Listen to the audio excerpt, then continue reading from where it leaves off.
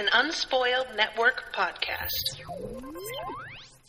This is Unspoiled, covering Doctor Who Season 4, Episode 5, The Sontaran Stratagem, Part 1 of 2. In this episode, Martha is back, doing her own thing. Surprisingly, her own thing is no less weird than the shit she was doing with the Doctor. And she gets cloned. This is a weird one. I don't know what's happening. Welcome to Unspoiled.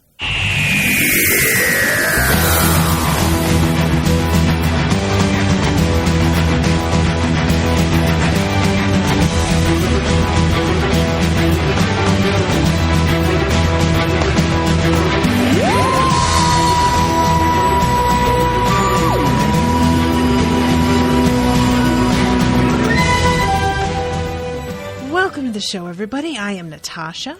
And I am Jaime. Yeah, so this one is a little bananas. I really did like Donna getting to see her family again. That was super fun and adorable. There is a terrible genius dude who is really Zuckerberging it up for me in a weird way here. And overall, this is like enough in this first episode for it to feel justified that it's in 2 parts. Stay tuned to find out if I still feel this way by the end of episode 2. I will let you know. So yeah, this episode. Guys, what the fuck is happening here? These aliens are basically football players? Is that wrong? It feels like they're football players. They're much smaller than your average football player, though. Yeah, they're like middle school football players. Is kind of what that is. They just have these giant heads. Yeah. I want to see him out of uniform. And I don't mean that in a sexual way, even though that's 100% what that sounded like. Sorry. The Sontarans were an alien that the Doctor came up against in previous iterations of this show. Not since the new one, obviously, since the first time we're seeing them. But I did look up. They came in around 1973 and then popped up every now and again. Well, they did look a little bit different back then. I saw some pictures. It was like, oh, good. They look much better now. I love when there's something that's like it's been around, but then they update it, and you go and take a look at what it used to be like, and you're like, wow, okay. You guys laid the framework for something way better, but like the fact that you thought this was okay to put on a camera is insane to me. So yeah, this dude's name is Ratigan, first of all. Yeah. Which, have you seen The Great Mouse Detective? Oh my god, I did, but it was a long time ago. Like I was a kid. I hate that you say that in this way, like, of course. No, I watched The Great Mouse Detective 3 years ago. I don't remember much about it. So if you're telling me there was a character named Ratigan, I did not remember that. The big bad. Yeah, no, I don't. I don't even remember details. I just remember that it was like Sherlock Holmes, but mice, right? Yeah, and the big bad's name is Ratigan to Ratigan. The best of us all. There's a whole song to Ratigan. It's really, really great. And he is a rat, but he doesn't want to admit he's a rat. He wants to pretend that he's a mouse. And one of his guys accidentally calls him a rat because he's super drunk. And Ratigan rings a bell. And this giant, fat, long-haired white cat comes prowling around the corner with a blue bow in her fur and eats that mouse in one gulp. It's pretty funny. Well, so, I can promise you that since I already have a Disney Plus account that's paid for 3 years, that I will do my best to get around to rewatching that. And I'll let Please you know. Do. It holds up pretty well. I just sent you a picture of the Sontarans from 1974. Oh, no. What's up with his chin? I don't know. It looks like he's got long hairs like hanging off his lips or something. He's got like a Thanos chin. Oh, that's ghastly. He looks like he's made out, like his skin is pewter that really needs to be shined up a little bit. Yeah, like he's metallic. Yeah. Oh, that's awful. I hate it. Wow. Okay. I told you. So Ratigan is American, it feels like? I don't think so, but I honestly don't remember paying any attention to his accent. Yeah, I felt like he had like an American accent, but maybe it was, I don't know, maybe it was maybe he's American trying to do a British accent. He's real bad at it. But he is in the middle of tossing a journalist off of his property and doing so like pretty violently, surrounded by what I can only call in this scene acolytes, because you could say that they're students, but it sure doesn't feel like that in this scene. They're all wearing identical red sweatsuits, which really, Ratigan, you couldn't come up with something a little bit more mod than $13 Champion hoodies for everybody to wear? Come on. You know about these rich people. They don't want to spend money on other people. That's fair. Well, so yeah, he's tossing her off the property. She's saying that Atmos is dangerous, which I'm guessing Atmos wasn't a thing yet when they made this, because Atmos energy is a real thing. I read that a cell phone company, after this aired, made a satellite phone that they called Atmos. That's weird to do that, like, as inspiration from a thing that's corrupt and killing people using technology, but sure, I guess. But, like, we, in my home, get our natural gas from Atmos Energy. They're based in Dallas. I've never heard of that. It's weird to me that anybody would, like, either name their company after this, or that this show would create a company after that company actually exists. It's a weird, I don't know which came first, but either way, bad idea. Is it whoever named the second thing? I mean, what? I put in Atmos. I get that why in Doctor Who they called it Atmos, because it's atmosphere, you know? Right. But yeah, maybe they didn't do a quick Google to see if there was any existing companies with that name. I mean, that's what I do when I just, like, am thinking of doing a podcast. Yeah. And, you know, starting a $1 trillion company, I would imagine. You would want to be a little bit more careful about that sort of thing. But what do I know? There's also an Atmos New York, which is the #1 sneaker boutique in the world.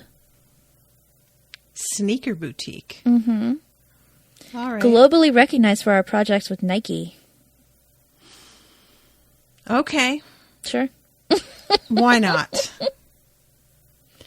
I'm just never really going to, like, be able to relate to people who get excited about sneakers. I just have to sort of accept that about myself, because it's not like I, like, don't see, I'm not going to be like, all sneakers look alike. I'm not an idiot. But, like, if I'm going to get excited about shoes, it's not going to be sneakers. It's going to be heels, or at the very least, something that feels like dressy in any way, you know? Mm-hmm. I don't know. Sneakers, like, I have one pair of sneakers that I have because I need to have a pair of sneakers. That's like a requirement of working out. Mm-hmm. But I'm not going to own a collection of them and wear them in my downtime. In my downtime, I try and dress up, I guess, is really what it is. Because that's not something that I get to do that often. I have like 6 pairs of sneakers. That's crazy to me. Like, why?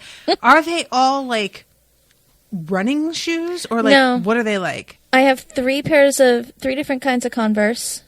And then I have actual running shoes. I have a pair of Pumas that I was wearing to work, but I stopped wearing them because, like, I kept slipping too much. But they're really comfortable, so I kept them. You kept slipping because, like, the soles were not clingy enough? Huh, yeah. Okay. And then I have a pair of these shoes. It's a company called Keep, and they were designed by Ad Rock from the Beastie Boys. And okay. proceeds for them went to Planned Parenthood. Oh, that's cool. So Jason got me those as a Valentine's gift or something a couple of years ago, and they're pretty sweet. That's cool. All right, I'm a fan of sneakers, but I'm a fan of shoes. Like, I have a lot of pairs of boots and a lot of pairs of heels and lots of flats. I have a lot of everything because I'm a hoarder, I guess. I love shoes. So it's not just sneakers. I'm not one of those people that has, like, a closet full of all the different types of Nikes. I don't get that. Yeah. I guess that's really what it is that as much as I like shoes, I can't own that many pairs. I don't have that much room. And I don't do that much. If I could have lots of pairs, I'm not saying I wouldn't. But it's just, I have one pair of boots right now. One pair of sneakers. I have a few pairs of wedges. Those are the one thing that I like wear enough that I need a variety of colors. And then a couple pairs of sandals. That's pretty much it. I don't even have a pair of flats anymore. You say this like I do have the room for all the shoes I have. I don't. I actually have a box full of boots that they just live in a box, and I forget about them because they're in a box. Box of boots. Yeah. I also have some slipper boots that are the TARDIS. That are the TARDIS? Yes. What is they are TARDIS slipper boots. Why? For the winter. What about a boot is like, oh, you know what I should do with this obvious design connection? This cylindrical boot really says TARDIS to me. I could show you a picture of them sometime. I thought they were really funny. I saw them on like Hot Topics website or something, and they were like $20, and I was like, those are hilarious, and I bought them. Yeah, that makes sense. Hot Topic. I get it now. So yeah, he's tossing this woman off the property, and he goes back in, and she's getting into her car in a bit of a tizzy, and he goes back inside, and he's talking to somebody in the air, talking about how she's a freelance journalist. She's clever, but not as clever as me, which goes without saying. And we see like a camera view of him, that somebody's like watching him on a camera. And he is playing tennis with like a virtual system or something while he talks to them. Like it's basically like he's playing the Wii. Yeah. Right? And he says that he recommends termination, and these people that he's talking to are like, that's not your call. And he says, I know it's not my call. That's why I said recommend. And they're like, yeah, all right, we'll do that. It's really funny to me how quickly they go from like, you're not our boss, to, yeah, all right, good call. Like, she didn't help herself at all, though, by being like, I'm going to crack this open. I'm going to tell blah, blah, blah. Like, she could have just left. Victim blaming her? No, I'm not.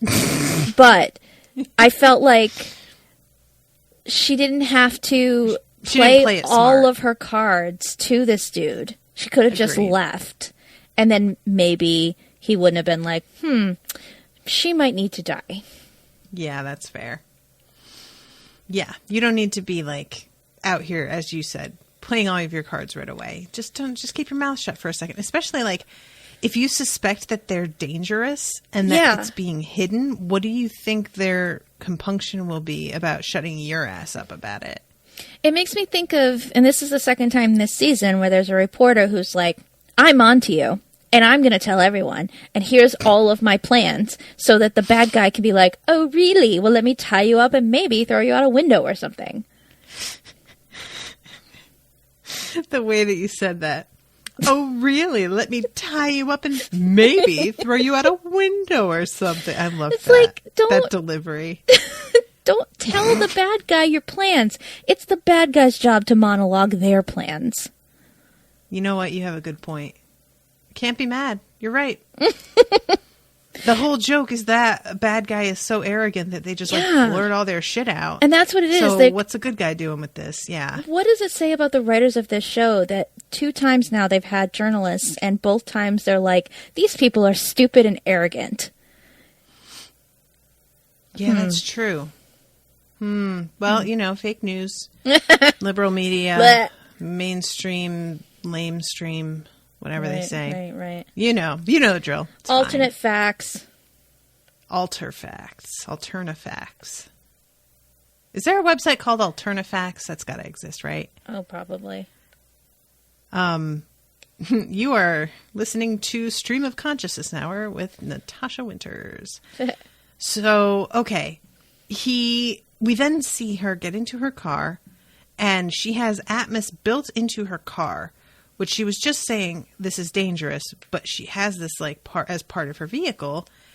And then when she tries to disable it, she is told that is not an option. Disabling is not allowed. And she looks very irritated and frustrated, but, what can she do? And begins to head out with the Atmos, as her GPS, essentially. And on the way, it decides to lock down the car and send her into the river. Do you remember that And episode it's very upsetting. Do you remember that episode of The Office when Michael and Dwight are going machine somewhere? knows. The machine knows. And Michael follows the directions of the GPS right into a lake. Yep. That's what this reminded me of. Where it's like, she knows that this thing is bad, and she's still listening to its directions, though. And then it turns her towards the river, and she's like, oh, wait.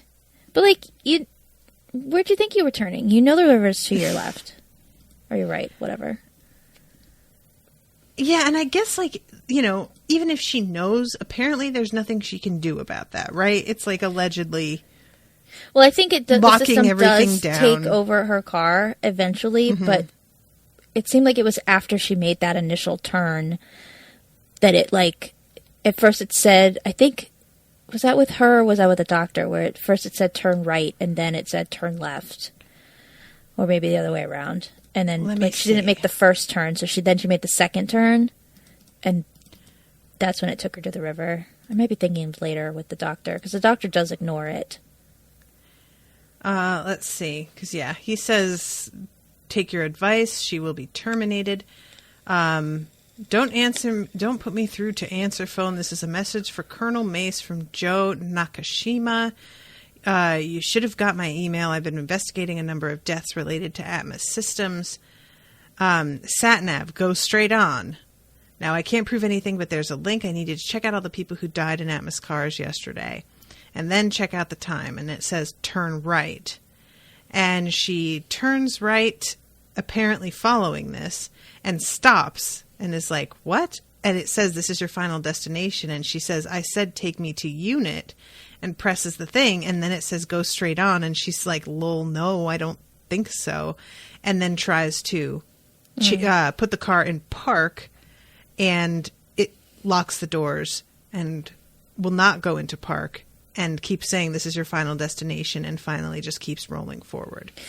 So it just gets her to the edge with her own direction. Yeah. And then takes over from the moment that she decides to stop pressing the gas. Now, this is one of my worries about these self-driving cars. And also following your GPS exactly what it says without using your own deductive powers, being wait, that doesn't make sense. I don't want to turn there. What's going to stop the self-driving cars from doing this to us someday, is my question. That's a lot of people's question. That's science fiction's question. Yes, I see. This is why I'm nervous about robots. That's why I'm nervous about AI in general, and AI in my vehicle. No thanks. No. I know it makes me sound crazy. I don't care. Yeah, I wouldn't call myself a paranoid person, but there are just some, I may not be paranoid, but I am a control freak, my friends. Right. I'm not a paranoid person either. Appeal. I don't want robots having too much control over my decision making. Mm-hmm. I don't want a smart house. I don't need an Alexa in my house. I don't even talk to my phone. Like, I don't use Siri. Yeah. I use Siri, but mostly it's not very helpful, to be honest. I don't need the robots to get smarter. I've seen Terminator. I know what happens. Yeah.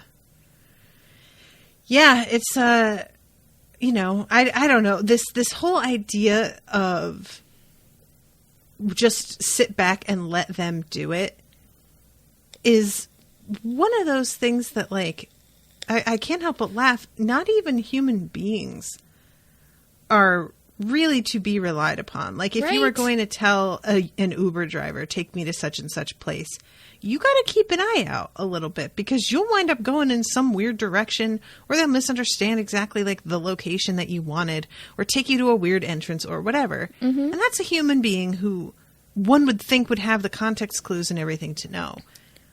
And a machine that has no context or real understanding, I don't feel that kind of confidence at all. And then it's just everything's a slippery slope. Like, you've got self-driving cars.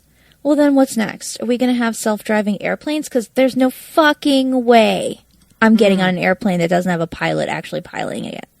No way. That's just asking to die. We can have manual controls, and we'll have a backup pilot who will just be around. No, we'll still pay him, but he won't do anything unless there's an emergency. Like, is that appealing to anybody? To someone, sure. I'm sure. To someone. Indeed. Yeah, so agreed. I am... It's sort of amusing to me, actually, that this lady is just now coming out and being like, this is dangerous because of some deaths, when you'd think that this system, having the power to override your car's own controls, your controls, would be the thing that's getting people up in arms to begin with. Now, I don't know for sure that it's not. I'll be fair, there might have been people that were up in arms before she said anything about this. But I just have a hard time believing that this would get as far as it has and have this ability, unless it's alien tech that nobody could tell it had the power to override your own. Well, I think that's why Unit shows up. I don't think it's because of her voicemail necessarily. I think they probably already were starting to look into things, but they didn't have enough evidence of why it was happening or if it was alien. Yeah, okay. That's fair. But that's why that's why Martha calls in the doctor. It's because they've now, like, gotten to a point where, okay, we need someone like him who is an alien and kind of an authority on alien stuff more than we are. Okay, I can accept that. So she goes into the river, and then we cut to Donna, who is saying, I can't believe I'm doing this. And the doctor says, no, neither can I. In a way that I'm not sure how to interpret, if he means, like, I can't believe I let you. Is that what? I think that's what I'm getting from that, right? Okay. Yeah. Okay. And he tells her that she's getting too close to the 1980s. Oh, yes. Do they have a destination in mind exactly? Or does he just not want to go to the 1980s? I think he just doesn't want to go to the 80s. I think he's just letting her sort of fly around. That's funny. Yeah, there's a point where he's like, hold on a second. And then he, like, hits something with a hammer before he yanks on it. He's got this, like, rubber mallet. Yeah. And I really have to say, guys, that considering the tech that we're dealing with the TARDIS, the fact that he needs to be carrying a rubber mallet around to just whack a shit before, like, to make sure that it works is pretty hilarious to me. And he does it a lot. Like, I don't know if it's because the TARDIS is really old and hasn't had the ability to be, like, maintained or if the TARDIS needs a tune-up every once in a while, like a car. Because it is a vehicle. But it seems like he's kind of always hitting that control panel with things a lot. And he's not gentle with it. No, not at all.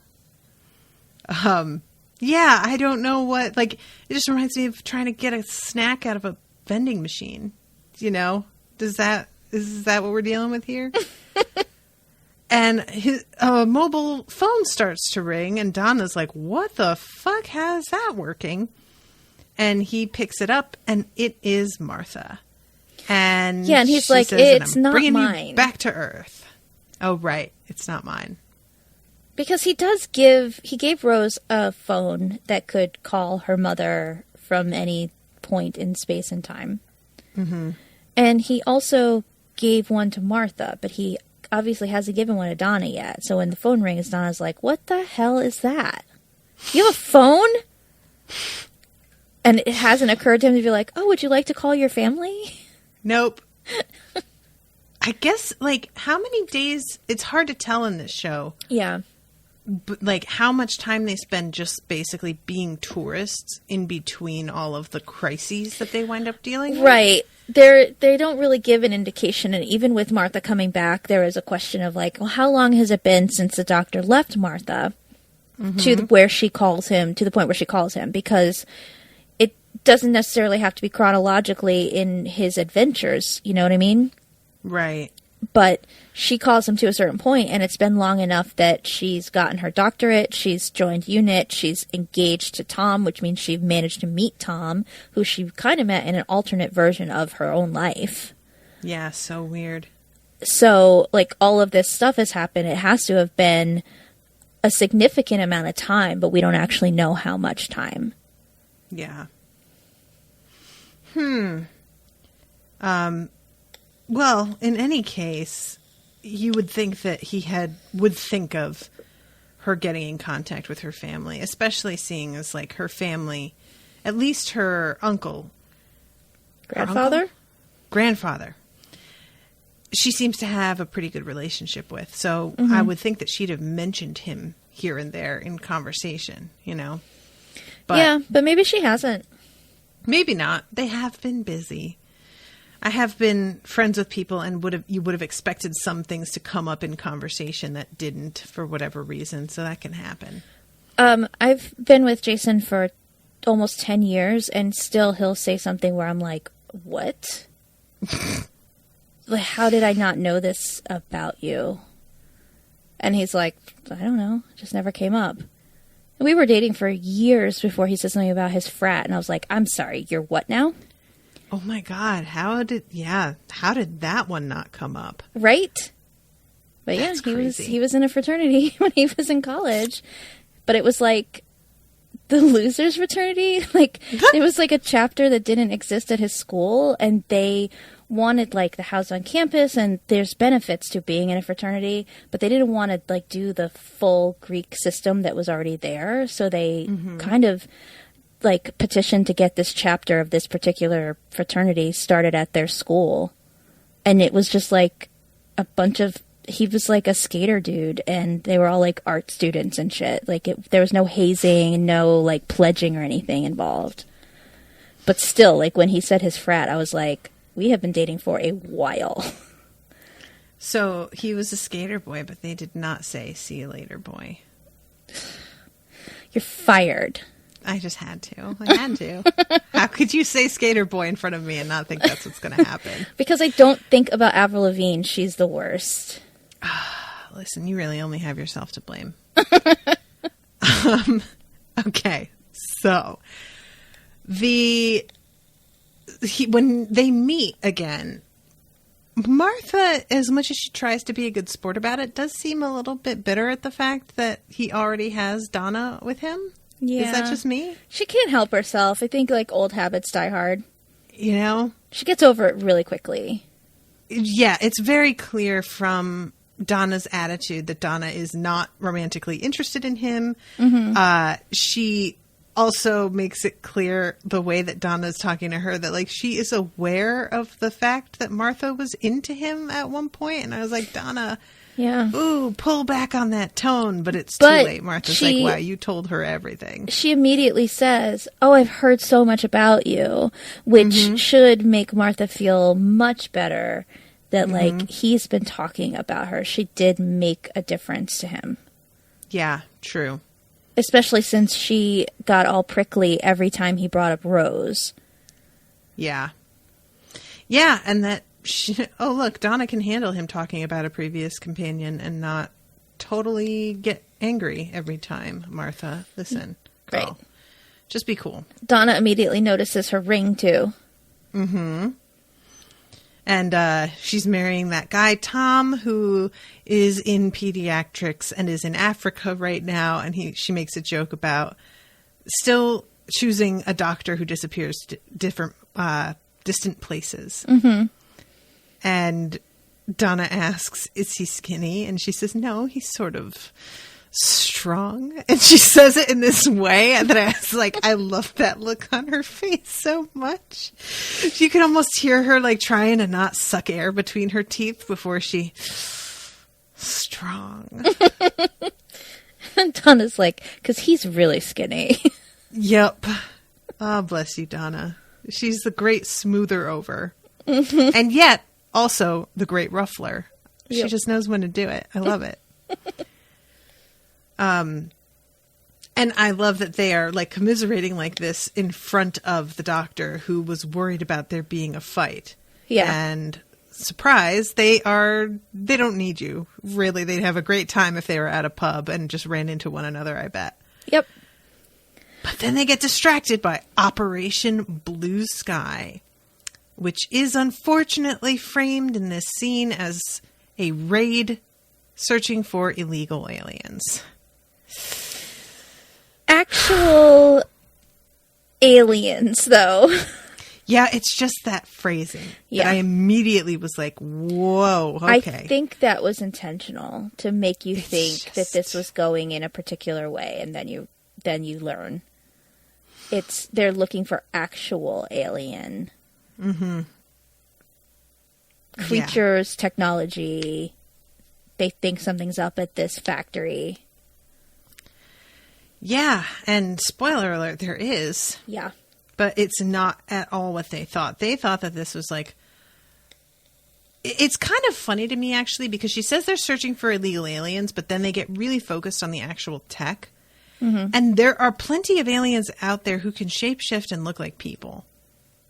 And you would think they would be looking for that. That her checking the heart of this guy later wouldn't be the first time, apparently, that they've done a basic health check on these people to find out if they are in fact human in the first place. But they wouldn't have even done a basic health check on these people if Donna hadn't done the Donna thing of looking at the paperwork. But that's what I mean, is that if you're allegedly looking for illegal aliens, which is how it was phrased, you would think looking at the workforce would be the first thing you'd do. Well, government, they don't always do things in the logical way. Government. It's all a right. government organization, which apparently back in the day was actually called the United Nations whatever, and they changed it in this version of Doctor Who, in this reboot. The United Nations asked for UNIT if it was going to be factor to not be the United Nations whatever. I don't know what the other two letters stand for. Wait, say it. UNIT is an acronym. Right. And it used to stand for United Nations and then whatever INT. Intelligence Task Force or something? Something like that. And the actual United Nations asked the, Doctor Who production to not have UNIT be United Nations. Oh.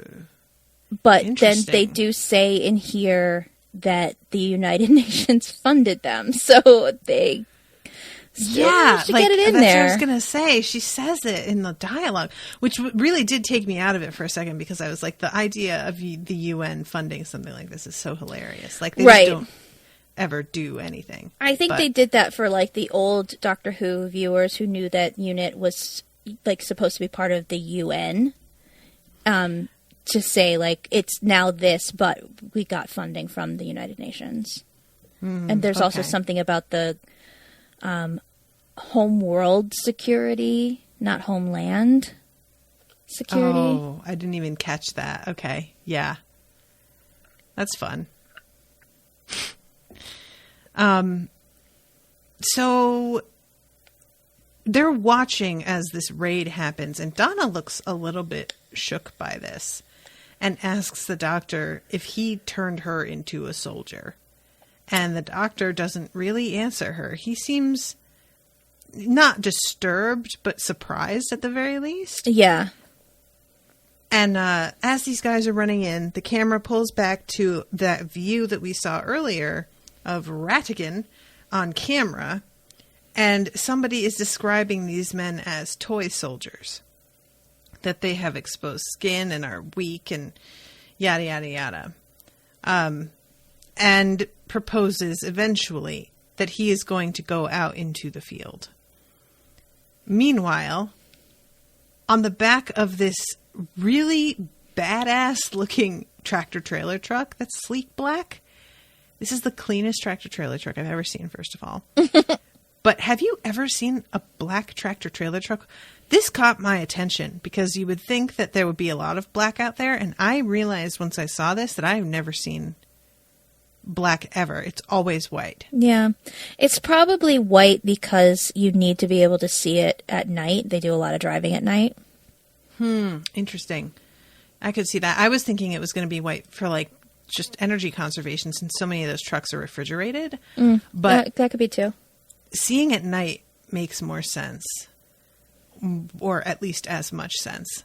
And I just like, there was something about it that I was like, oh man, if you saw this driving past you on the highway, you'd be like, what the fuck is going on? I would immediately think it is some like covert vehicle. Right? Totally. Like there's something else inside of there. 100%. Yeah. So she goes in and introduces them to, what's this guy's name? Colonel Mace. Colonel Mace. Right. He does that British salute. British salutes are weird. Can we all just agree on that? It's like palm out. It's hilarious. I don't know why I find it so funny, but I definitely do.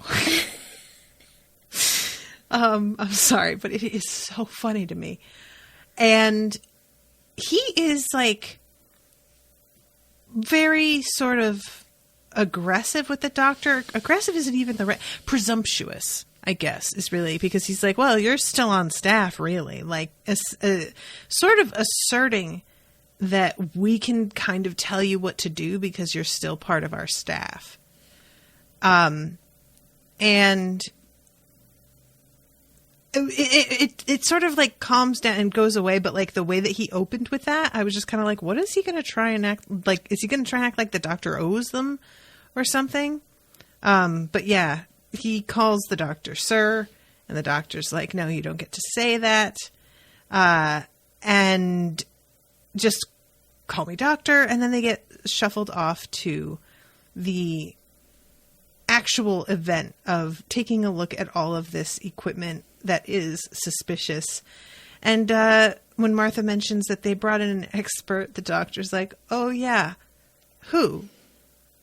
And then looks around and is like, oh, me, right. Oh, okay. I'm like, dude, I know that I'm supposed to believe you in that moment, and that they wrote that I was like meant to really think that you didn't think they meant you. But come on. The doctor knows he's the smartest guy in the room all the time. There's no way he didn't think that they meant him, right? And that's so kind of out of character for him to not automatically assume that he is the one who has all the answers. Exactly. Just one of those moments of me just being like, yeah, with the false modesty, get out of here. But it's fine. And then we have like this beautiful moment with Donna. Oh my God, I love her so much. They go into the next room and Donna has her lips pursed and like kind of like is grating her teeth as they walk in and gives a look to the back of Mace's head.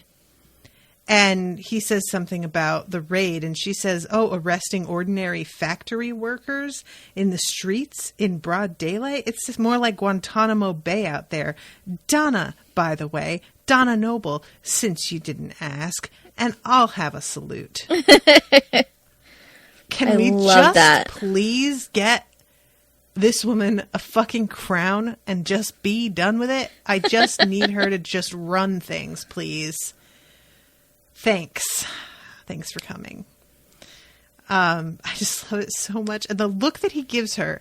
And then he looks at the doctor, and the doctor looks at him like, well, she wants a salute.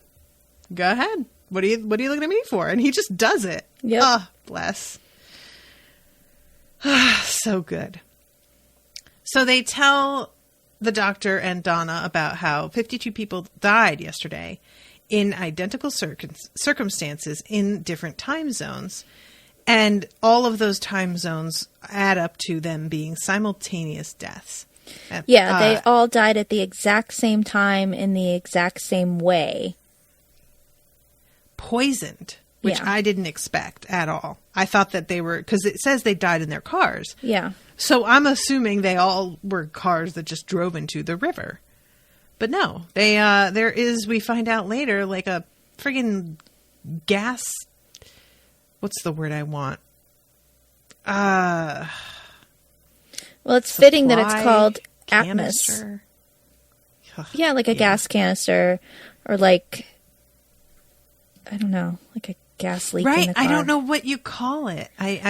It's like I don't know. It's like when they talk about people who commit suicide by feeding the exhaust into their car. So like their car fills up with that like exhaust smoke.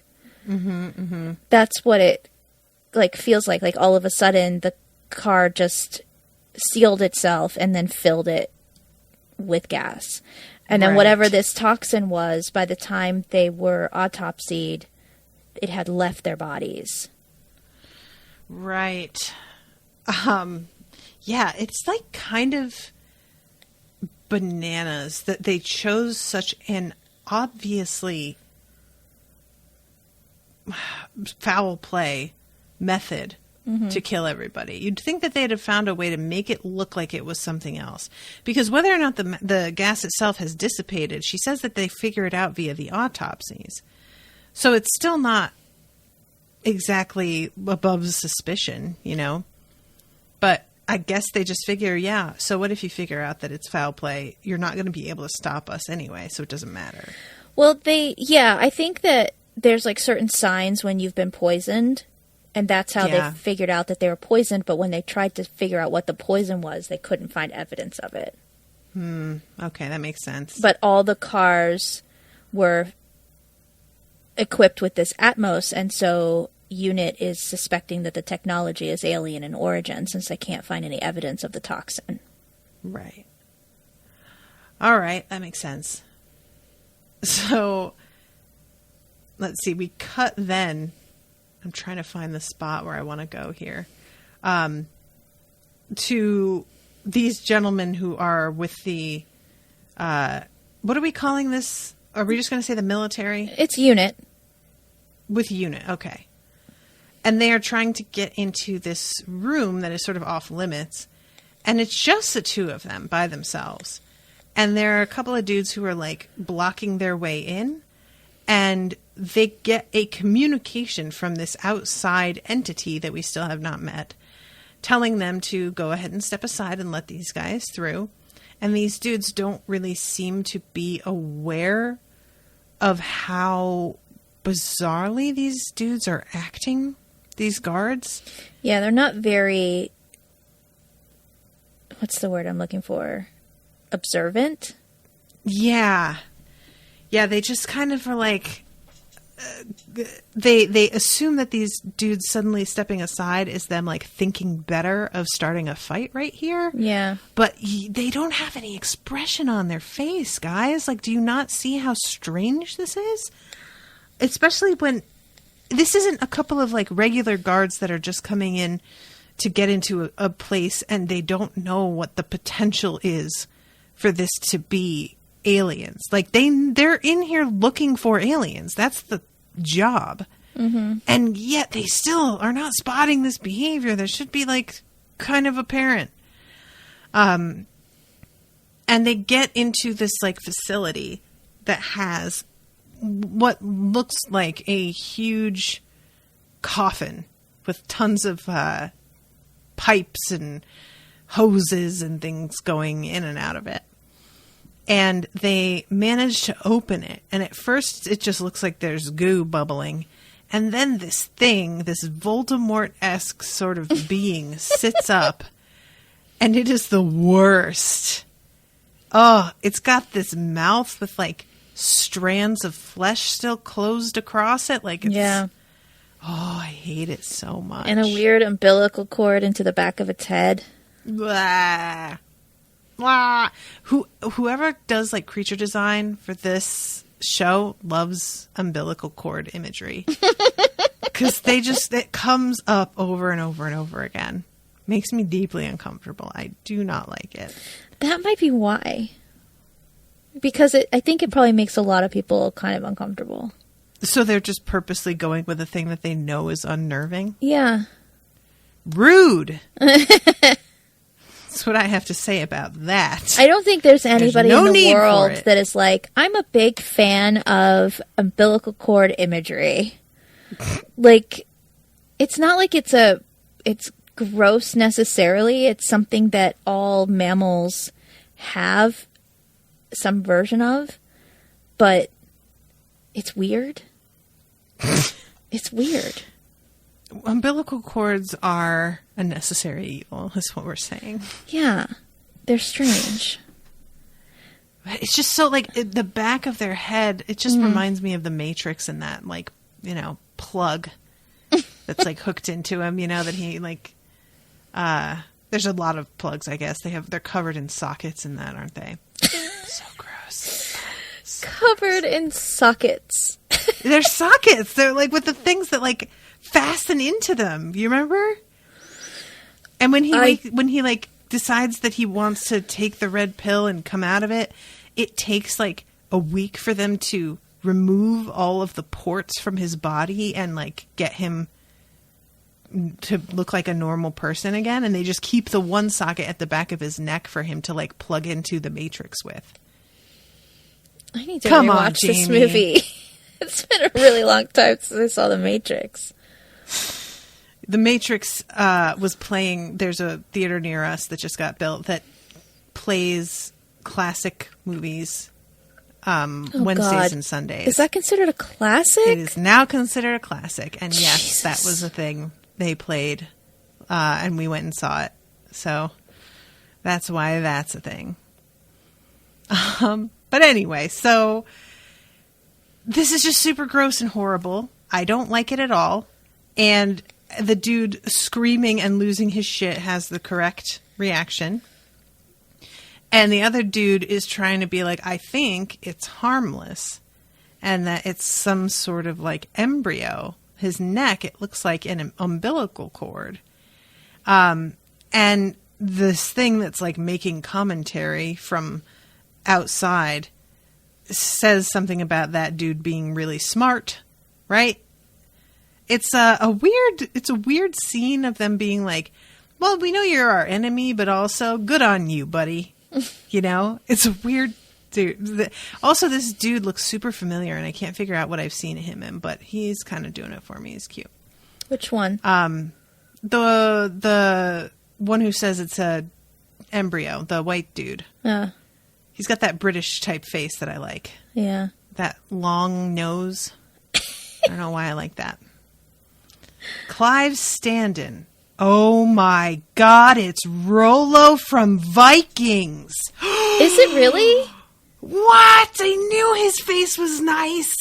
That's what it is. I didn't even realize. Rollo was huge. Was This he guy's not very massive? tall.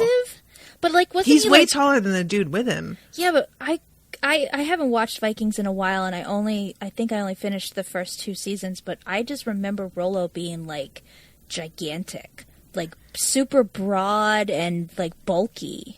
He is Muscular. Let's see. Oh, he's 6'2". He's not as tall as I thought. Maybe everybody on that show's shorter than I thought. It's highly possible. Actors are usually shorter than you think.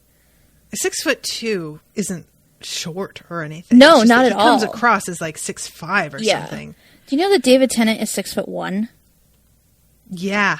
He's I fucking know that tall. because you mentioned it, I think, though. I don't think I knew that before. It's very surprising. I had to look it up after I got my picture taken with him, and I saw how tall he was compared to me, and I was like, wait, how tall is he?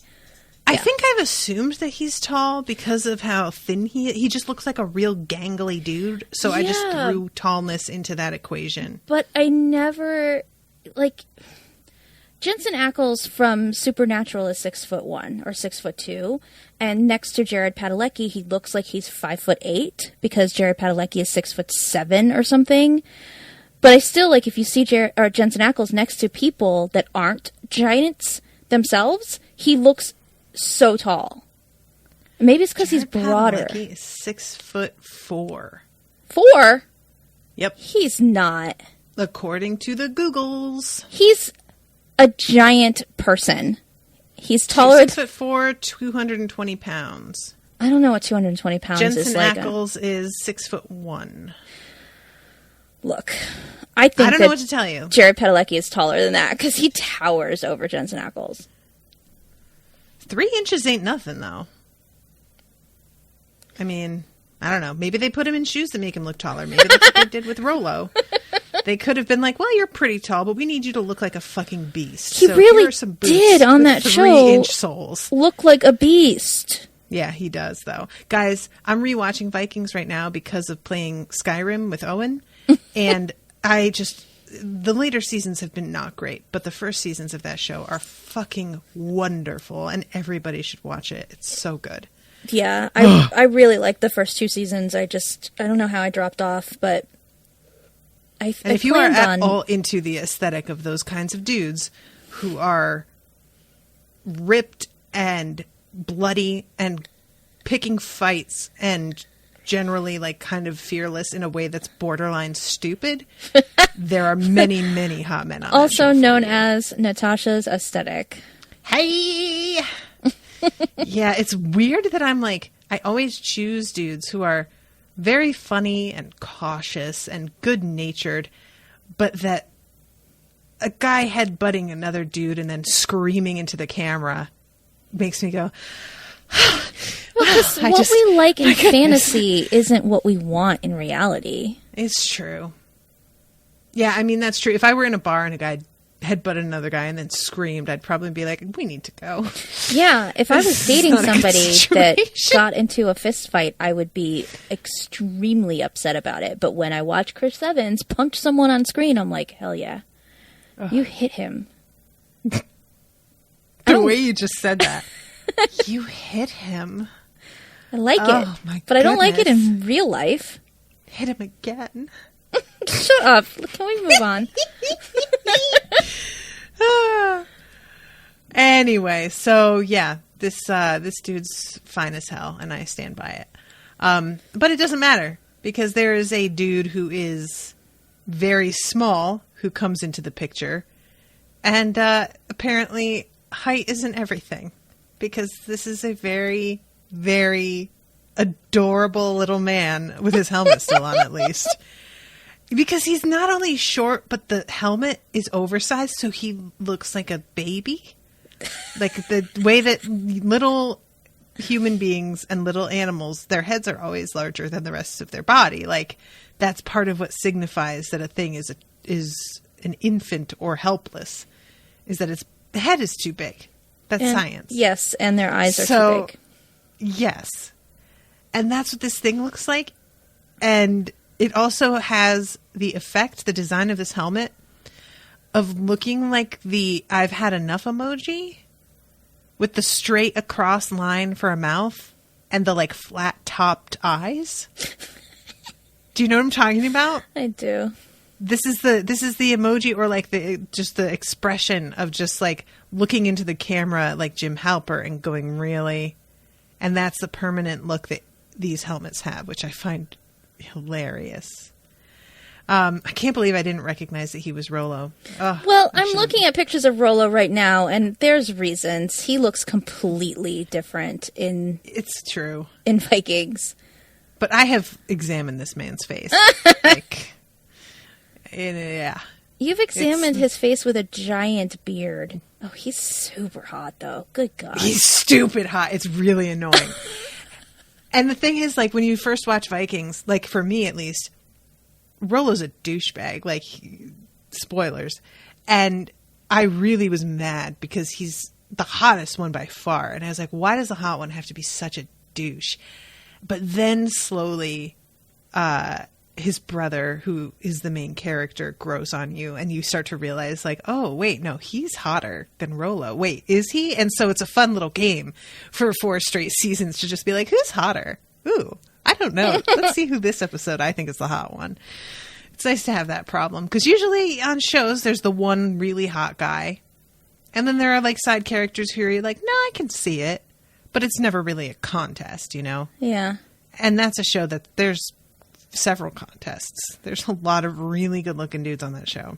Okay, well, apparently there was a TV show based on the movie Taken in 2017. Oh, I forgot they did that. What a weird thing. And he was the lead. Oh. So a lot of the pictures that I'm... available? I don't know. But a lot of the pictures I'm seeing on IMDb of him are from that show where he's got just the scruff of a beard, not a full beard, and he's wearing like Henleys and stuff, and it's real nice. Real nice. And he's out here like fighting human trafficking? Yeah, I could get behind watching this show. What's up? I'm sure it's on Netflix or Hulu or something. All right, let's talk about Doctor Who, because we could probably end up talking... Oh my God, I'm sorry, I just got very distracted by a picture of him with no shirt on. Oh, I'm going to stop.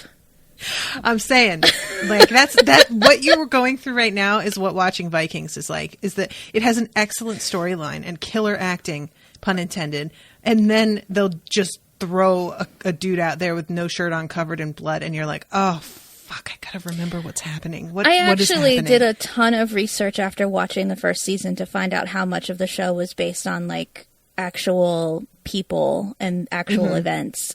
Because it was on the History Channel, so I thought, like, they must have done some research, right? It was a lot of, like, legend, but a lot of that stuff is supposedly it happened. Their invasions of England, especially. Yeah, the main thing on that show is not necessarily, like, total historical inaccuracies so much as pulling things in and out of time.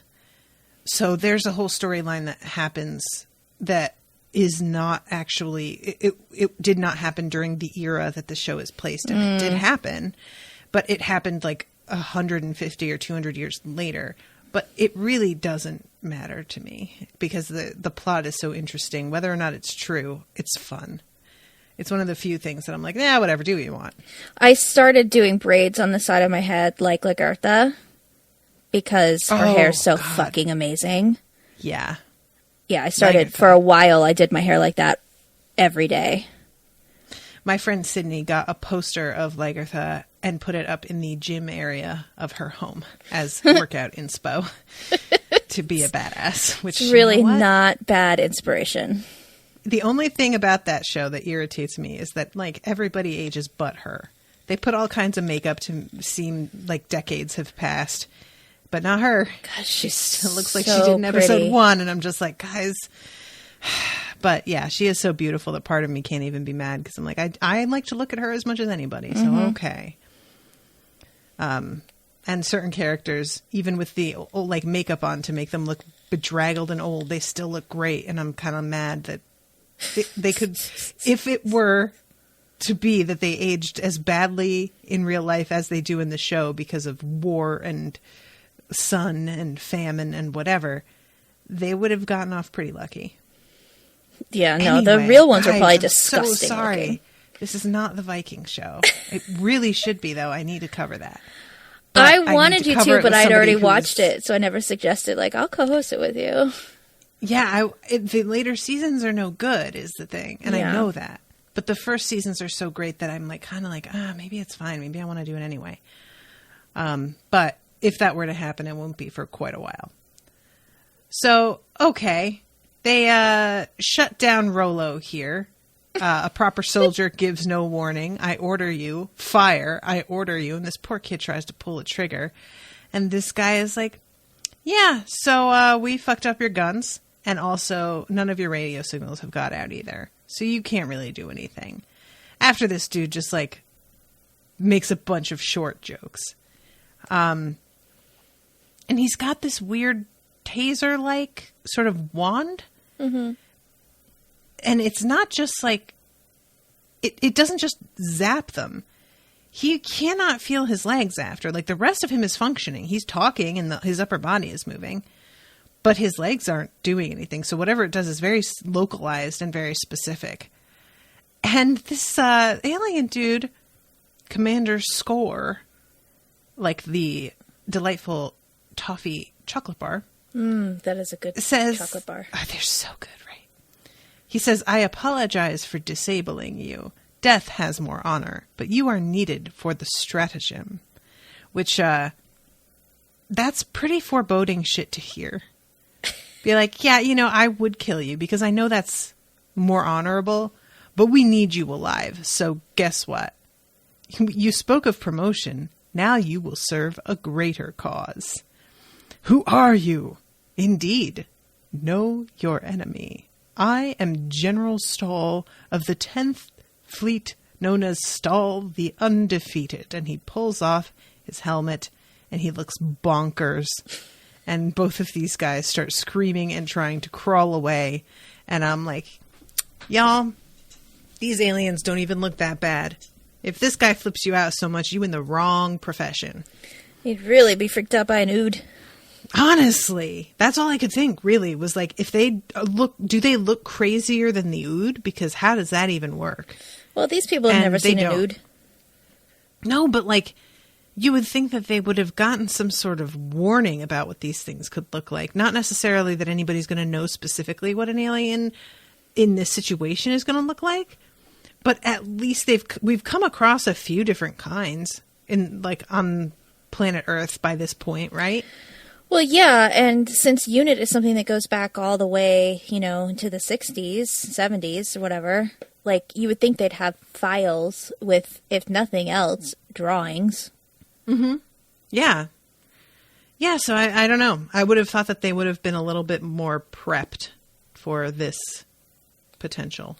But nevertheless, these guys are acting like total wimps about it.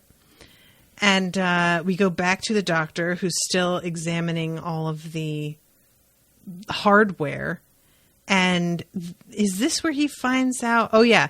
He first of all tells the colonel to back up because this dude has a gun and he doesn't like it. Mm-hmm. So this is part of where your assumption of the doctor never uses a gun probably. Yeah. This reinforced that, right? Yeah. And Martha seems like not super impressed with the way that he handled this and tells him that guy is a good man. And he says, people with guns are usually the enemy in my books. You seem quite at home. Dude, come on. He's being real fucking, like, rude. Accusatory here. He's rude. He's a rude dude. And we know this because he figured that out about himself right from the start. It's not just rude, though. It's implications of something more sinister. Or, like, he just expected differently from her, and the fact that instead of being a doctor, she's basically become a soldier. Mm-hmm. I think it's just he hasn't been able to wrap his head around that. That she's become something else since he's been away.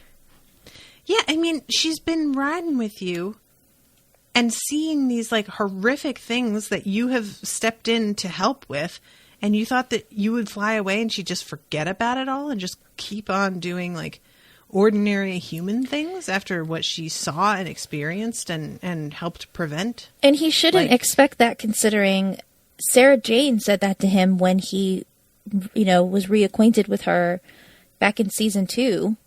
That, like, what was I supposed to do after experiencing everything I experienced? And she still, looks for weird things going on. Yeah. On Earth. So, and even Captain Jack, who he abandoned, came back to Earth over hundreds of years of living through everything and then got involved with Torchwood because what are you going to do? Just pretend like that stuff doesn't exist? Mm-hmm. So...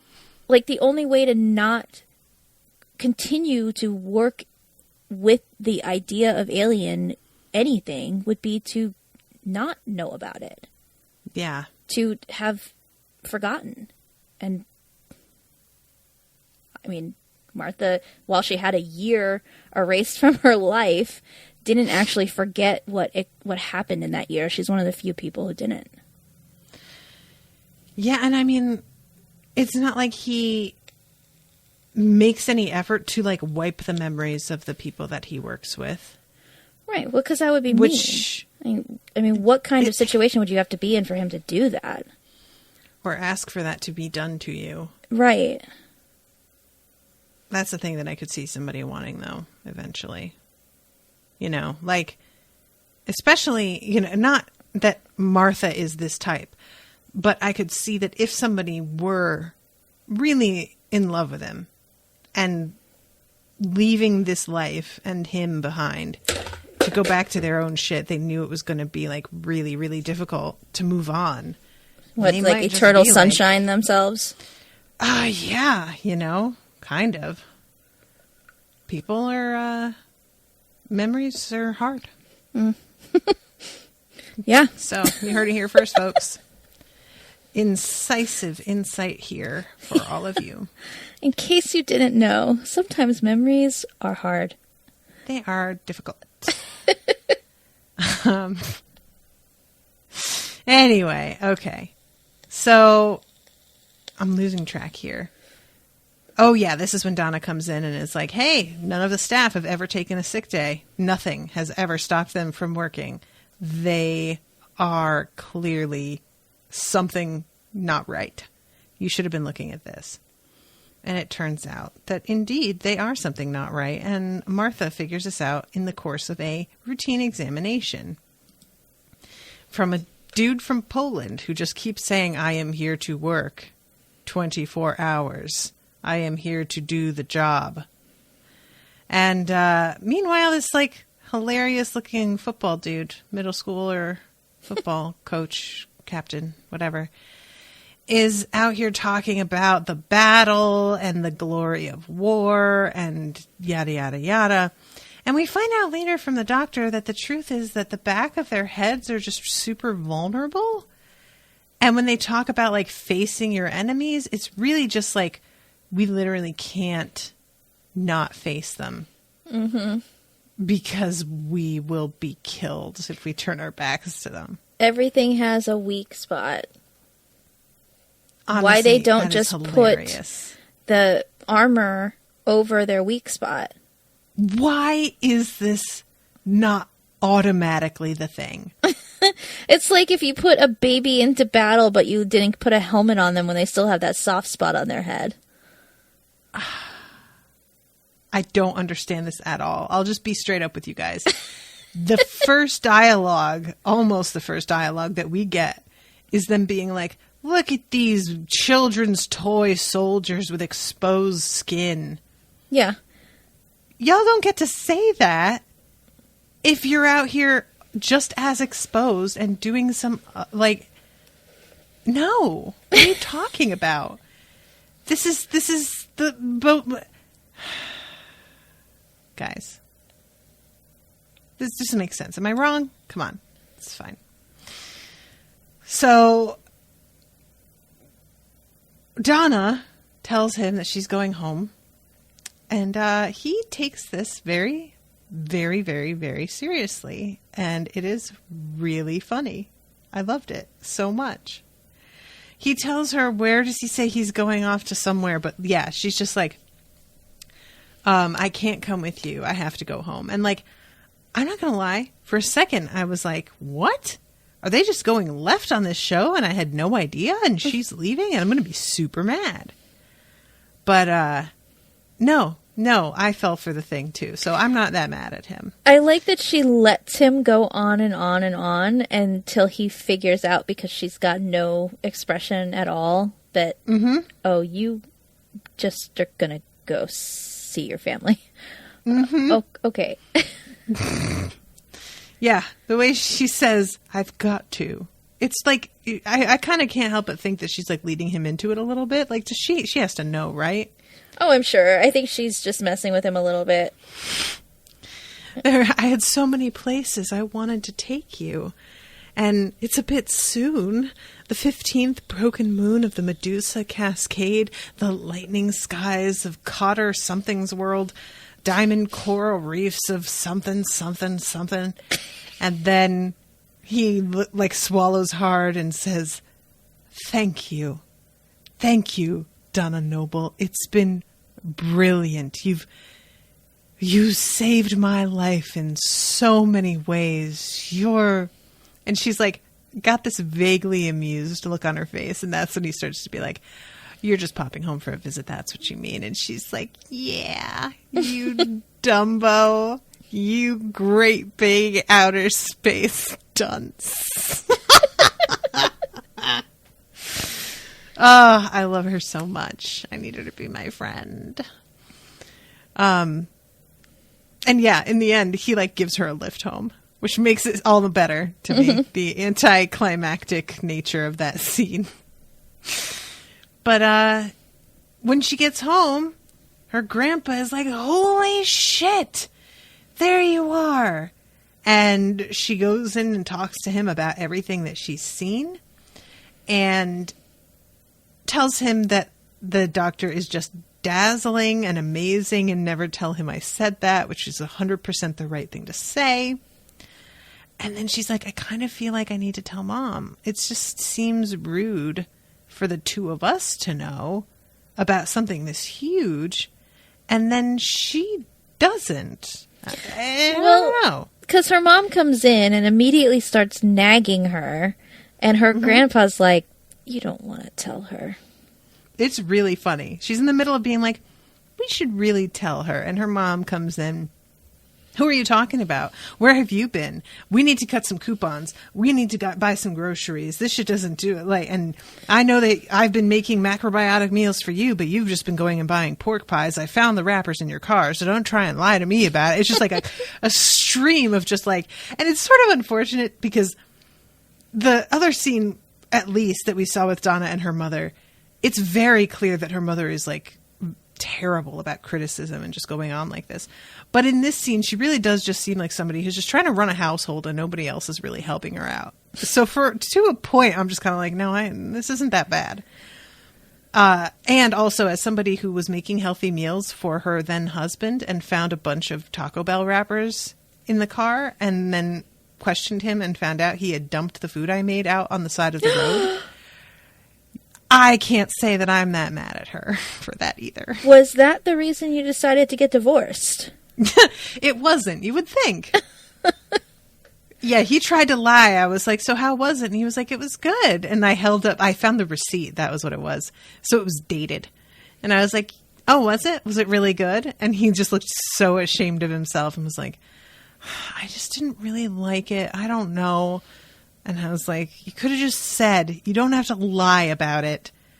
And I was also like, if you don't like it, don't take it because I'll eat it. That's just literally you're throwing food away. What the fuck? Yeah. But yeah, she decides not to tell her mother after this little bit, which is very fun to me. I liked it. And so he goes to visit this dude, Ratigan, and is very unimpressed with Ratigan himself in a way that Ratigan is not used to and does not like and is obviously needing. But, most of us don't cope too well with the things that we need being presented to us in life. Let's be honest. Well, the doctor says to him, like, "You don't hear no very often, do you?" Yeah. I love that he says, "If only that was possible," and the doctor corrects him. If only that were possible. Conditional clause. And this kid looks like he literally wants to leap across the table and bite the doctor's face off. Like the expression on his face in that moment, it's really something. And the doctor immediately starts to talk about the fact that this kid is dealing in technologies that he should not even have been able to invent. This is shit that's like light years ahead of its time. It doesn't make any sense that he was able to come up with this. And he has what's clearly like a teleportation device in his room that he tries and acts like is a, like, he sort of seems to be pretending it's a toy, like a virtual reality system or something. He says it's art. Like, it's Art. what he Oh, tells God. other Come people on. is like, it's a piece of art. Okay, And sure. Doctor's like, it's a teleport pad. I ain't no fool. And the Doctor says something about how it's not easy being clever. You look at the world and you connect things and think, why can't anyone else see it? The rest of the world is so slow. And here's the thing, is that I have no doubt that this is true. But there are way too many fuckboys in the world who think this is who they are. Mm-hmm. That people just don't understand me. I'm able to understand things that they don't, and they can't keep up, and it makes them uncomfortable and nervous, and I just don't fit in. And the reason that people don't like me is because they can't handle that I'm way smarter than them. And this is just such a trope now that I don't have a lot of patience for it, especially when the kid in question is obviously a douchebag who is fine with the entire planet being slaughtered as long as he gets to, like, enjoy himself. Mm-hmm. It's just very frustrating. That's all I'm saying. So, yeah. The Doctor just jumps on in there, teleports himself right up, and meets with one of these creatures on the ship. What is his name again?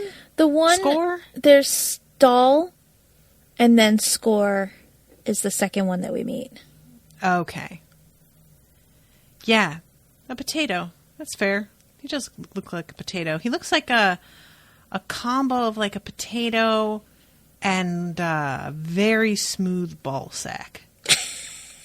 Very smooth, very sweaty ball sack. Maybe like a ball sack that's just been shaved and still has some like shaving cream or something on it. I think I, at some point, used a picture of a Sontaran next to a picture of Channing Tatum. Oh my God. Because his face is all crushed into the middle of his head. Because Channing Tatum looks like a potato. Oh, that's not nice. It's mean. It is mean. I know it's mean. I actually think he's very talented, but I don't think he's hot. And I don't get it. When people are like, he's so hot, and I'm like, but he kind of looks like a potato. I disagree that he's not hot, but he's I hot do from agree the that he neck has a down. weird face. Oh, that's just, you just called him a buttus face. That's mean. Kind of. No offense, Channing Tatum. I think you're actually very funny. But yeah, this is when we find out about the probic vent in the back of the suit, which again, like, just put a cover on it, dude. What are you talking about? Like, honestly. It's so exposed and so vulnerable that a literal tennis ball incapacitates this dude. It doesn't kill him, though. Incapacitates. It's he goes incapacitates. down and his Yeah. eyes are rolling into the back of his head and he isn't moving. Like, what? What? How? This just doesn't make any sense. Is this house I think that this kid is supposed to be living in, Ratigan, I'm pretty sure, is the same house from the movie The Secret Garden that is supposed to be Misselthwaite Manor. It's possible. I'm pretty sure. Looking at it now. It's gorgeous, BT dubs. I don't know where this was filmed, but I'm sure a listener knows. And I want to go to here. This looks so cool to me. Except that this kid is trashed the inside of it. Not even trashed. He's just like, it's ugly.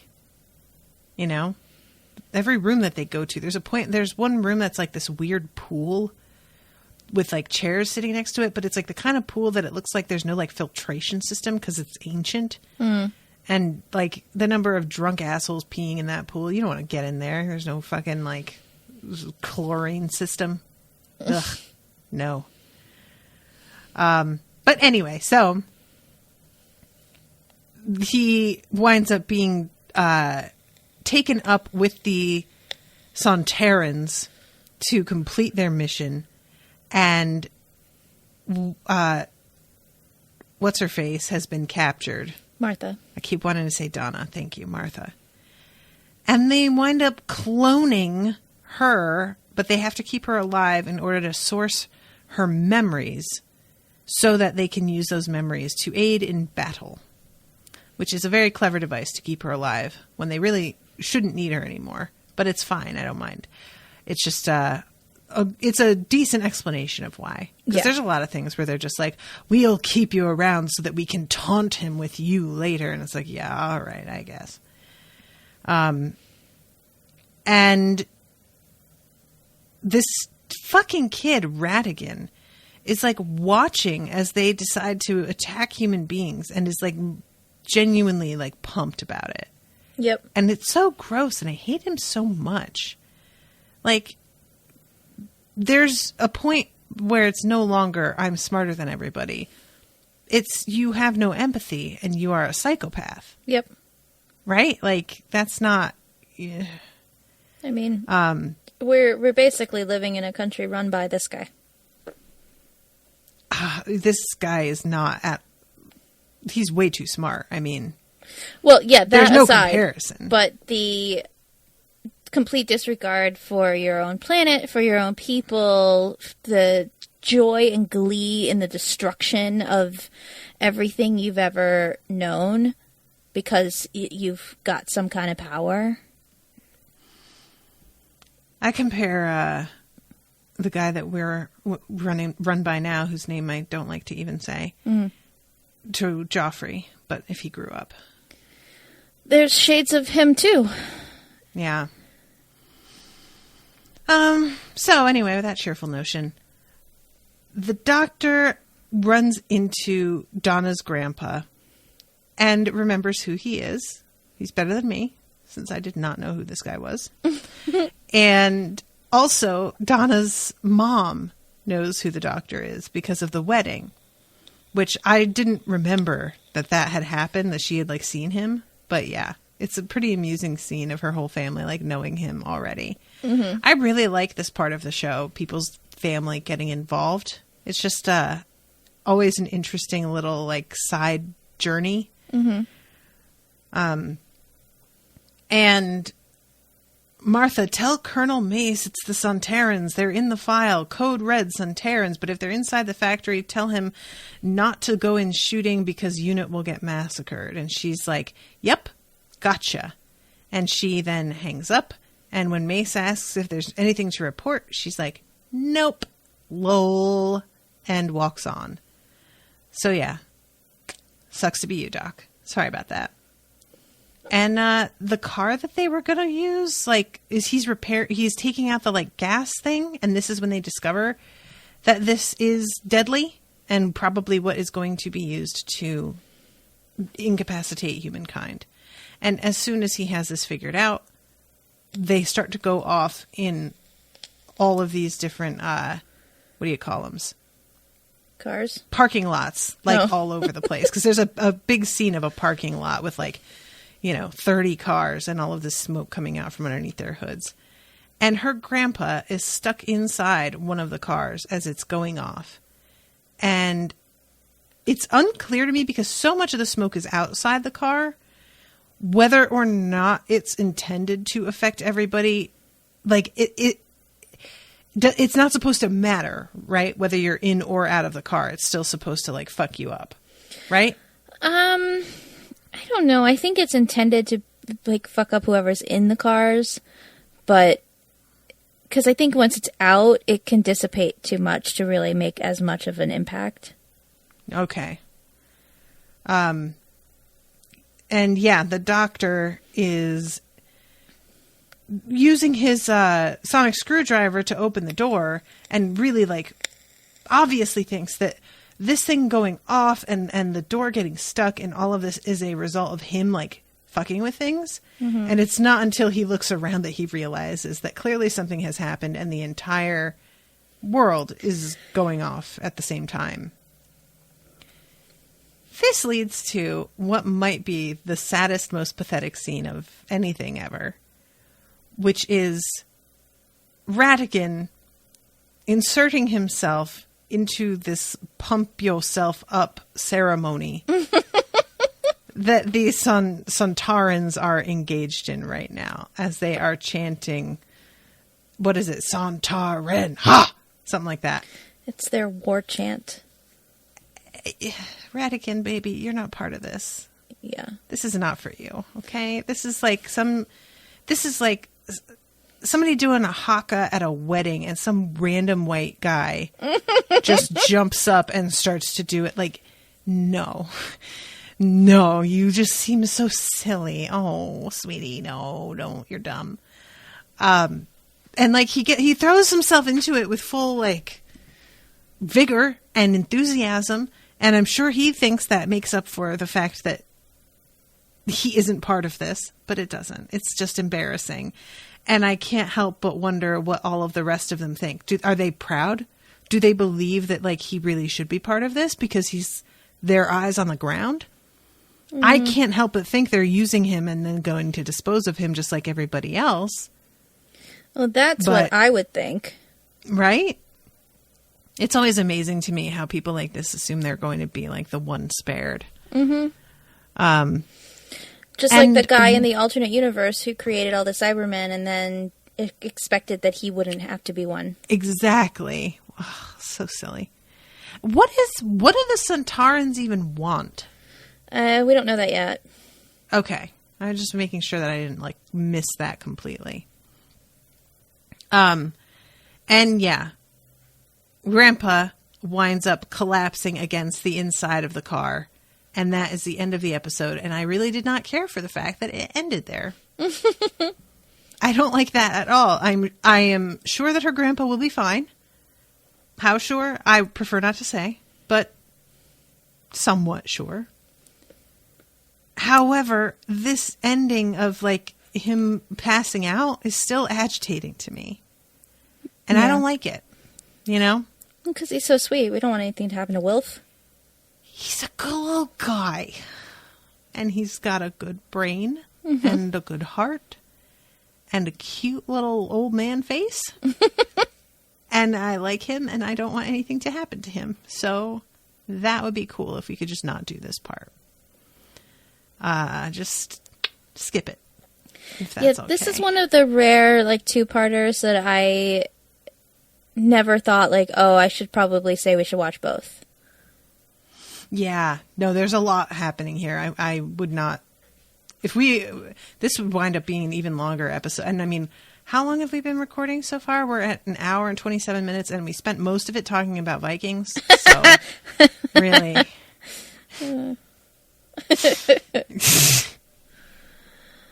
But there it is. Well, luckily there's no other trivia other than what I've already mentioned. We have no new reviews. Guys, please. Y'all are breaking my heart. Please send us some reviews. It makes us feel all warm and fuzzy. With my heart. Oh, God. My heart. My heart. Is that Backstreet Boys? I should have known from the start. Yeah, it is. I never really listened to them. I was more of an NSYNC girl. Okay. I get it. You're trash. Whatever. Oh, whatever. It's funny because I don't really care either way. I wasn't much of a fan of either one. It was just impossible to not know their songs by heart and also be growing up in the 90s. I recognized the song you were singing, but I knew that I wasn't sure if that was Backstreet Boys or one of the other random boy bands at the time, because the only one I was really into was NSYNC. That's fair. And I'm they generally are a fan of boy bands. I think interchangeable. they're really fun. I don't know. I like One Direction too. Do you know? I'm sure that I've heard. I feel about One Direction the way I do about Taylor Swift, which is I don't dislike them because I genuinely don't know what music is their music. Yeah, I don't know a lot of their music, but I've heard a few songs and I'm like, you know what? It's not bad. Okay. It's pretty fun. And I do have Harry Styles' album, his solo album, because it's fucking amazing. But it's more like 70s music, not pop. Well, they're on my good side simply because I saw them go and visit a girl in the hospital who had bought tickets to their concert and couldn't go because she wound up having to go to cancer treatments. That's the Jonas Brothers. Oh, okay. Never mind. Then screw One Direction. That's Sophie Turner's husband. Wait, one of the Jonas Brothers is married to Sophie Turner? Yeah. See, Jamie, I don't know any of this. I am out of the loop. I don't know. This is, my brain always just like learns this stuff and holds on to it. I don't know why I know the things I know, but I mean, I like Sophie Turner, so if something pops up, I generally read it. It's not even like I don't want to know. It's not, I'm not somebody who's like, I have better things to do than read about these sordid affairs. Like, it's just, it doesn't even like hit my radar at all. It doesn't show up in my feed. It doesn't, like, there's nothing about it that winds up in my eyeballs for me to reject. It is just me not having a connection with, like, apparently you're not on parts of Instagram the enough internet or following enough celebrities on Instagram. You know what? I'm not on Instagram, and like I have accounts on Instagram, and I just totally like get into Instagram for about good 3 weeks, and then I just abandon it for like 2 months. And then I'm like, oh yeah, Instagram. And I go back to it and it's lovely because I follow a ton of cat pages. And so once I like kind of leave off Facebook and go to Instagram, my life does improve and my mood improves because I'm just watching slow-mo videos of cats and dogs attempting to jump on the couch and missing. It's one of my favorite things. It's the best. There's nothing better to me than pets just not being good at the thing they're trying to do, whatever it may be. One of my favorite cat videos ever is the one who jumps off of like a balcony and all his legs go straight out, but there's nothing for him to land on. Yes. Oh, yep. Love it so much. I really hope that cat's okay, but it makes me laugh every time I see it.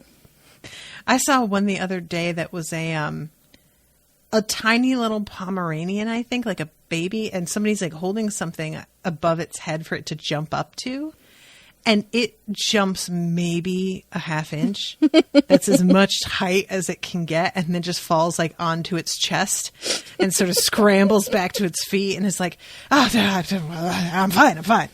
And it is. Did you see the video I posted of the little French bulldogs like trying to walk across the floor? Yes.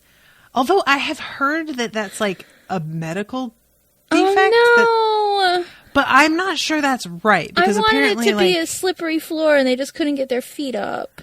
Same. That's kind of what I interpreted it as. And some other people were like, actually, that's a such and such. And I'm like, is it? So I'm choosing to sort of not believe them in favor of the thing that I would like to think. Like a true American. I've decided what the truth is and I'm sticking with it. And I'm sticking with it because I like it. All right, this has been the terrible Cat and Dog Video Podcast. It's a great podcast where we discuss what videos are funny and you can't see them.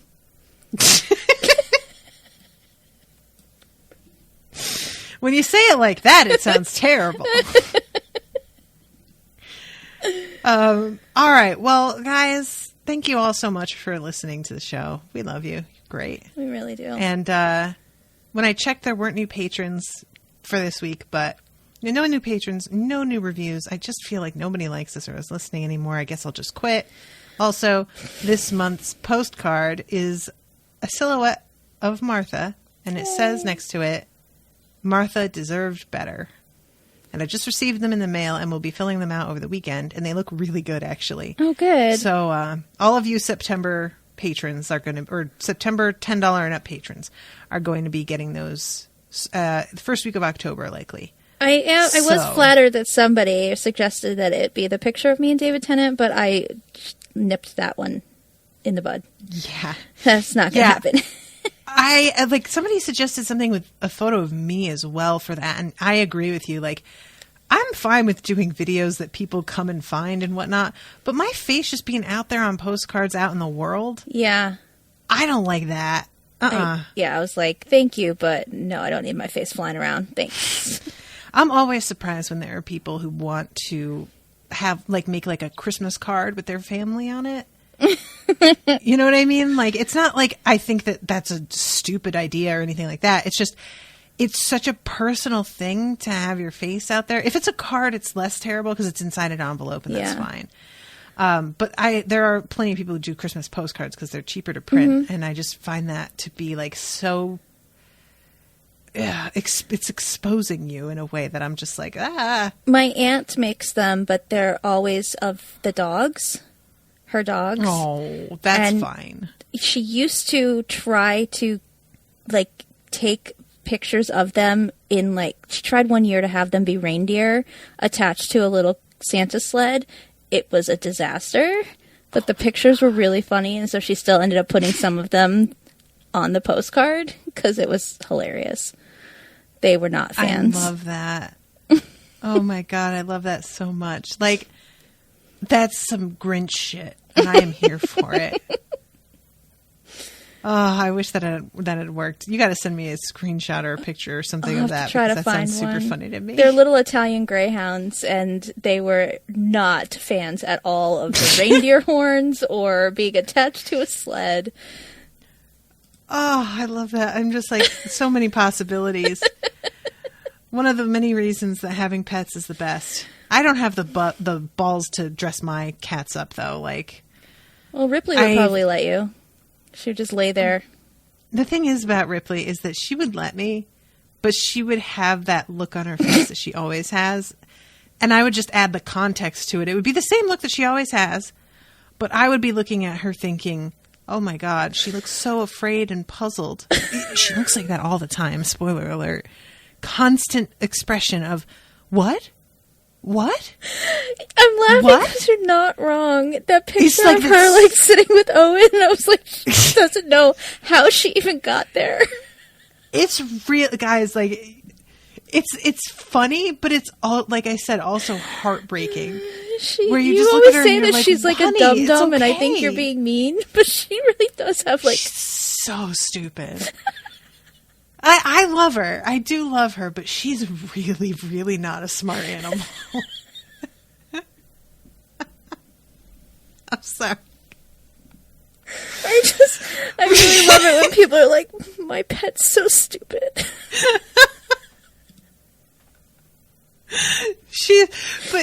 If I dressed her up, she would have a stupid face, but I would add the context of it being because of the costume and feel guilty, even though I really shouldn't, because that's just what she's like. I have tried putting the cats in costumes, and they hate it so much. They really. One year I had to build a little pen so that Malcolm couldn't run, just so I could get a picture of him in the costume when I dressed him up as a bumblebee. Oh my God. One year I dressed him up as a dragon. Sansa was a dinosaur once. They hate it. But it makes me laugh really hard. Maybe I'll try it this year. It's really funny. Try it. See what they do. I can't help it. There's just something about animals dressed up. I'm not a highbrow person.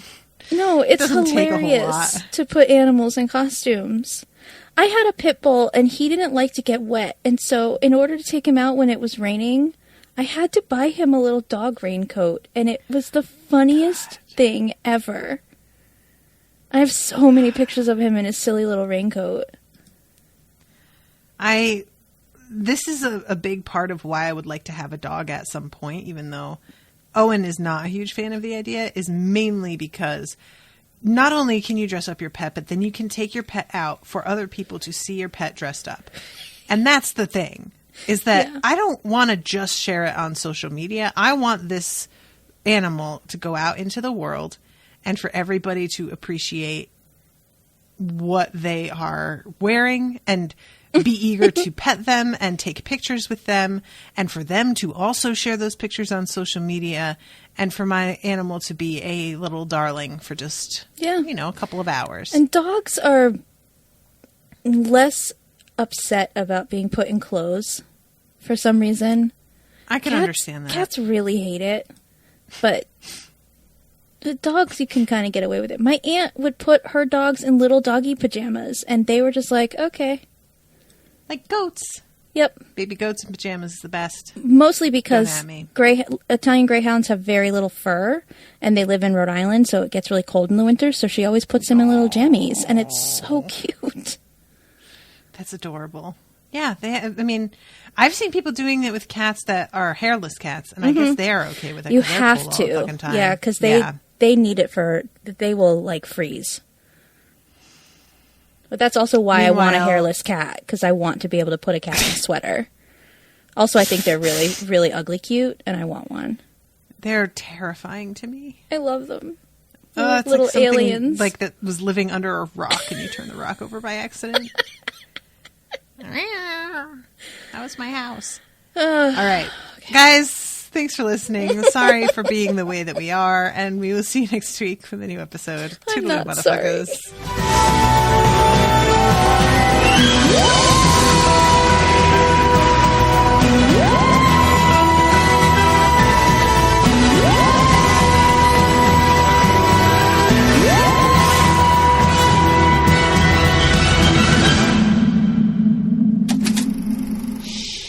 That was an Unspoiled Network podcast.